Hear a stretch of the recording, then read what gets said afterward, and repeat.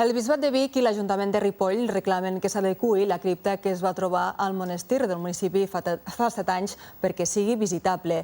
Es queixen que des que la van trobar no l'ha estudiat ningú ni ha tingut cap mena de difusió. L'any 2002, el rector del monestir de Ripoll va autoritzar una dotzena de veïns a aixecar aquesta llosa de la nau central de l'edifici. Després de treure fins a 74 metres cúbics de runa i de restes humanes, van trobar una cripta, una cavitat ja documentada en els arxius personals d'Elies Rogent, l'últim arquitecte del monestir. Ja fa 7 anys de la descoberta i aquests aficionats a la història ripollesa no entenen que en tot aquest temps no s'hagi estudiat ni donat a conèixer la troballa. Aquí han estat bisbes, hi ha estat conselleres de cultura, alcaldesses, hi ha estat tothom. La nostra intenció és que es pugui saber que existeix i que es pugui mirar un passadís que hi ha aquí, que es pugui estudiar i donar-ho a conèixer públicament. És que no ha vingut cap arqueòleg a donar part oficial.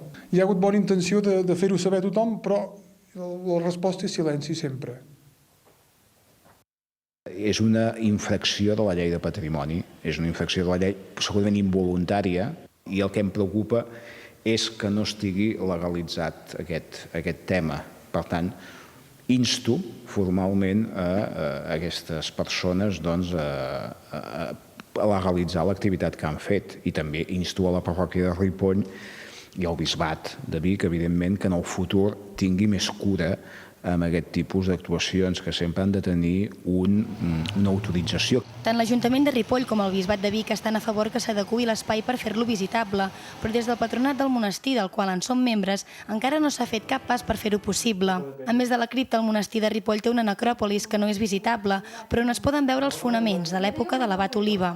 Ara faltarà que tècnics especialitzats estudiïn aquests espais i en facin un informe per valorar si en un futur es poden obrir al públic.